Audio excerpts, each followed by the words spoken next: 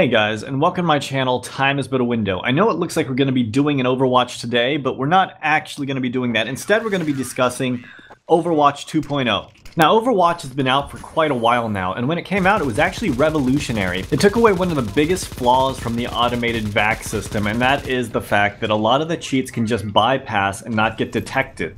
And it worked in the same sense as the old leagues like Cal did, where we had admins going through entire demos and trying to find out if the person is cheating to see if they're looking through walls or if they're doing any suspicious behaviors. Now, don't misunderstand me. I know humans are not infallible and will make mistakes. I mean, it's guaranteed. But the thing is, with regular VAC, the problem was that really blatant cheats were getting around the anti-cheat, not because you couldn't spot them out, but because of how they were routed to get around the system. But when it comes to these most blatant of cases, these are the things that are almost always caught on Overwatch, and it's most effective at. It doesn't matter how well the cheat has been programmed, if someone's using a full-on spin bot or wall hacking and not hiding it, it will be caught on Overwatch.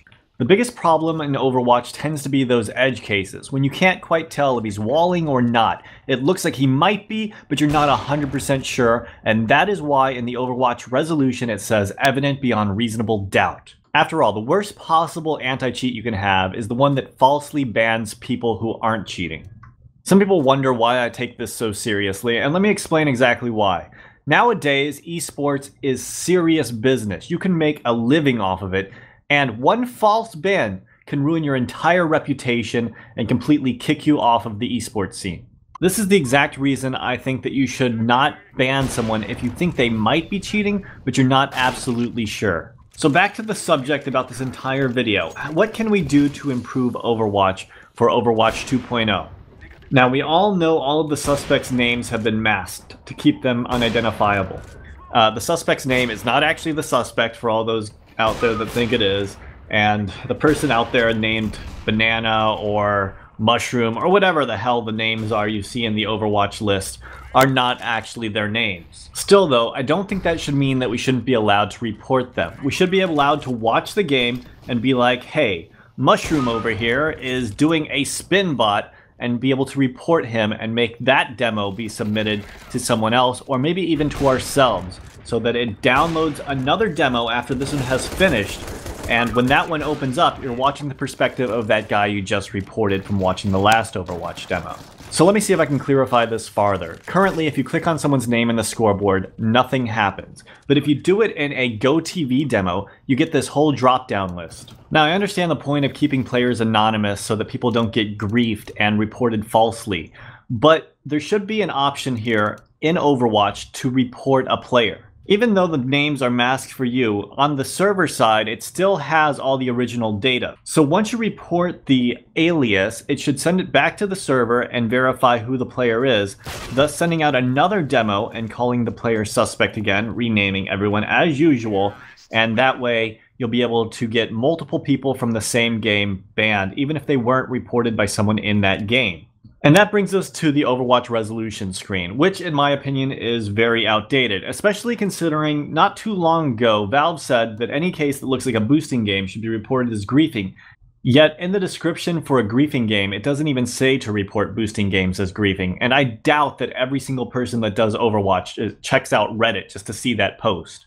But even still, back to my original point, being able to report people in an Overwatch could lead you to this page right here. And after these 4 checks that you have here, there could be a little thing on the bottom that says, you have reported a player this game. Would you like to watch their demo? And if you check yes and submit, then maybe it launches you right into the Overwatch again and you get to watch that other person's perspective. Or maybe it just downloads it and then you can just watch it when you're ready.